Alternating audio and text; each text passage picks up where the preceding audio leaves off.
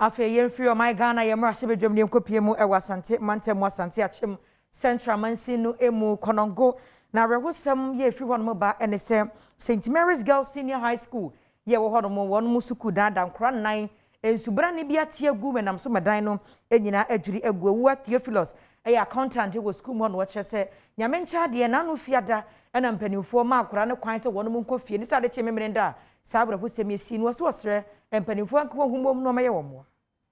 Adom Kasee de aproba PM o pewde die primary wo adanse asokwa mensire mu uche eye meti ha KG1 KG2 enkwada na edie ase na omo egu ehia eye ade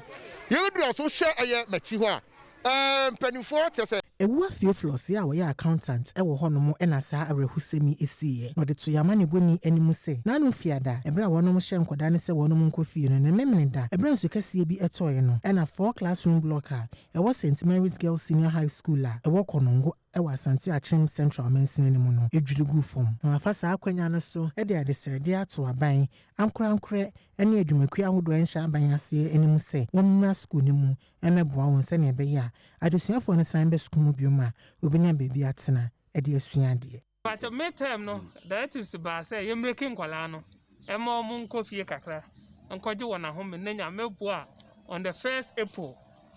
no masaye den aba wonchi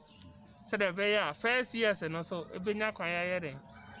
aba to mu kofie ada no ade a che memenda na oye ne say ye den etoye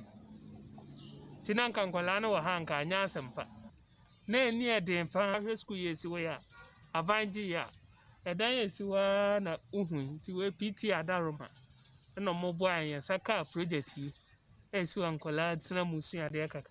ti o ha memenda na nso ne yesa no from efa ye na chese ejuri dan yi egu ya wa wani tia so be hu ye edan yi nyina na ejo nti se ne sa don for ma ne wa so hwa form of sa baya omo so ban na watwe da ya numia ne chese baya den pa de amaye Evans Aholu ye school no engineer na wono so ene amane boni ehwehwem komo sanka nkora no wa ha but nka ebisi no yenti asempa was a fire can ya asem ni ade no ebisi esi a woman kekabom ade hase nti kobase ya du ha ehun ni mu me fa you as nyame anya adom kra na bia waya ne bi TikTok a ebetumi achew na ebedi udam nso nti de esre mpanifo ne aban ne fo a mi aboa school yi na ja ni amana ni ko mu no stress